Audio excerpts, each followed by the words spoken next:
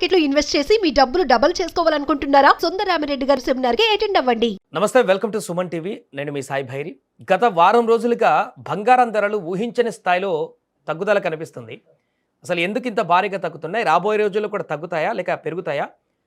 ఏం జరుగుతుందనేది కూడా మనం పూర్తిగా తెలుసుకునేటువంటి ప్రయత్నం చేద్దాం. మనతో పాటు వర్తక వ్యాపార సంఘ సెక్రటరీ గారు కిషన్ రావు గారు జాయిన్ అవుతున్నారు. సార్ నమస్తే. సార్ నమస్తే సార్, వరుసగా తగ్గుతున్నటువంటి పరిణామం, ఒకవైపు పశ్చిమ దేశాల్లో యుద్ధము, ఇంకా అంతర్జాతీయ పరిణామాలు, ఇవన్నీ మొన్న పెంచినటువంటి సుంకం ధరలు ఇవన్నీ చూస్తే ఇంకా పెరుగుతాయి కావచ్చు అని చెప్పేసి అనుకుంటున్న సందర్భంలో ఊహించని విధంగా భారీగా తగ్గుదల కనిపిస్తుంది. 8,000కు పైగా తగ్గినట్టుంది గత వారం రోజుల్లోనే.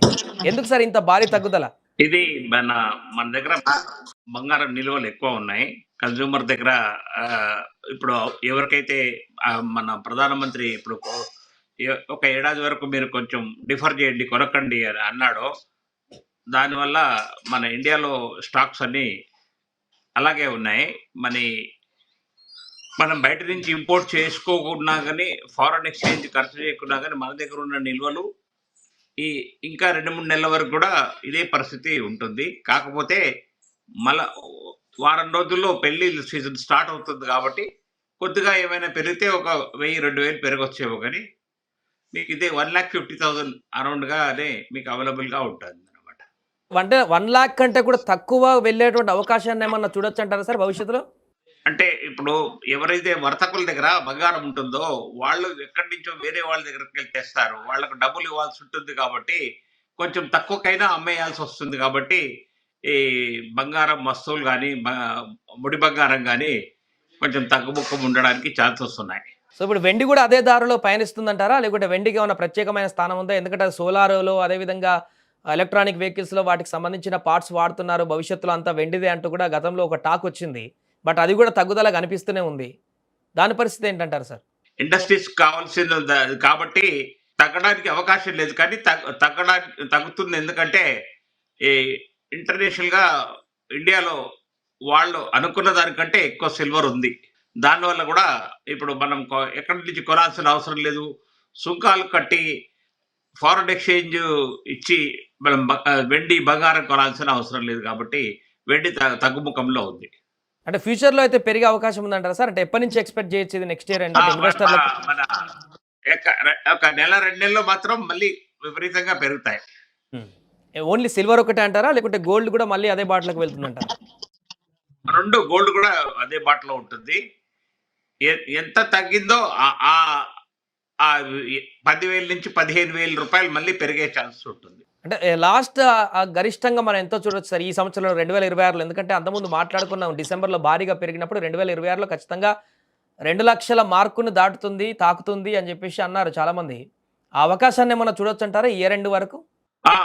ఒక ఏడాది పడుతుంది. ఇమీడియట్ గా మాత్రం జరగకపోవచ్చు. ఎందుకంటే మోడీ పెట్టిన కండిషన్ వల్ల భారతదేశంలో ఇప్పుడు బయట నుంచి ఇంపోర్ట్ చేసుకోకపోవడానికి అవకాశం లేదు. కాబట్టి ఉన్నమే రేషన్లో ఉండి తగ్గుముఖంగా ఉంటుంది. సో ఇప్పుడు తగ్గుతున్నటువంటి ఈ పరిస్థితులను చూస్తే, ఇప్పుడు కొనాలనుకున్నటువంటి వారికి కానీ, లేకుంటే ఇన్వెస్ట్ చేద్దాం అనుకుంటున్నటువంటి వారికి కానీ మీరు ఇచ్చే సలహా ఏంటి? ఇంకా కొద్ది రోజులు ఆగితే ఇంకా తగ్గేటువంటి అవకాశం ఏమైనా ఉంటుందా? కనిష్టంగా ఎంతవరకు వెళ్ళేటువంటి అవకాశాన్ని అంచనా వేస్తున్నారు మీరు? 1,45,000 వరకు అంచనా వేస్తున్నాను ఈ 2 రోజుల్లో. తర్వాత మళ్ళీ మంచి రోజు మ్యారేజ్ సీజన్ ఉంటుంది కాబట్టి ఒక 1 నెల రోజులు మళ్ళీ కొద్దిగా ఏదైనా పెరిగే ఛాన్స్ ఉంటుంది. కాబట్టి ఈ వారం రోజుల వరకు కొంచెం తగ్గుముఖమే ఉంటుంది. దీన్ని అడ్వాంటేజ్ తీసుకొని ఎవరి దగ్గరైనా స్పేర్ గా డబ్బులు ఉంటే కొనుక్కోవడం మంచిది. ఏది ఈ వారం రోజుల పరిధిలో తీసుకుంటేనే కొంత మనకు ప్రాఫిట్ ఉండే అవకాశం ఉంది. ఈ బెనిఫిట్ ఇలాగే మనకు సాధిస్తుంది. ఎవరు కూడా ఊహించొద్దు 1,20,000 అవుతుంది, 1,30,000 అవుతుంది అని మాత్రం ఊహించనవసరం లేదు. అంటే 1,30,000కి వచ్చేటువంటి అవకాశమే లేదంటారు? ఇంపాసిబుల్ అండి, ఇంపాసిబుల్. దానికి ప్రధాన కారణం ఏంటంటే సార్, మళ్ళీ ఆ తర్వాత ఒక పాయింట్ దగ్గరికి డౌన్ అయ్యి మళ్ళీ పెరగడానికి గల కారణాలు ఏమని చెప్పుకోవచ్చు? అంటే ఇప్పుడు మెటీరియల్ షార్టేజ్ అయ్యి అక్రమ మార్గాల్లో ఇండియాకు బంగారం రావచ్చు, సిల్వర్ అయినా గోల్డ్ అయినా రావచ్చు. అప్పుడు కన్స్యూమర్కు అవసరం ఉంటుంది. కాబట్టి కొనుగోలుదారులు ఎక్కువ ఉంటారు, అమ్మేవాళ్ళు తక్కువ ఉంటారు. కాబట్టి పెరిగే ఛాన్స్ ఉంటుంది. రైట్. ఫైనల్గా ఏం చెప్పొచ్చు సార్ ఈ వరుస పరిణామాలన్నీ చూస్తే? బంగారానికి సంబంధించి కొనాలనుకున్న వారికి కానీ, రాబోయే రోజుల్లో దాని పరిస్థితి కానీ ఎలా చెప్పొచ్చు అంటారు? ఇప్పుడే ఇమీడియట్ గా కొనడం మంచి విషయం అండి. ఇదే కరెక్ట్ టైము. ఇది వాడుకోవాలి. ఈ టైంను మనం సద్వినియోగం చేసుకోవాలా. మనకు ఈ వారం రోజుల తర్వాత మళ్ళీ కొద్దిగా పెరిగే ఛాన్సెస్ అయితే మాకు మా విశ్లేషణలో ఉందండి. Right sir. Thank you so much. అది ప్రస్తుతము వరుసగా గత వారం 10 రోజుల నుంచి తగ్గుతున్నటువంటి పరిణామాన్ని చూస్తున్న బంగారం. దానికి సంబంధించి ఇండియాలో ఇప్పుడు భారీగా నిల్వలు ఉండడం, విదేశాల నుంచి దిగుమతి అనేది కొంతమేరకు తగ్గడం అనేది కనిపిస్తుంది. అండ్ పెళ్ళిళ్ళ సీజన్ కూడా ఇంకా రాలే కాబట్టి ఆ పరిస్థితి ఉంది. వారం రోజుల్లో మళ్ళీ కంబ్యాక్ పెరుగుదల ఉంటుందంటూ కూడా వారు చెప్తున్నారు.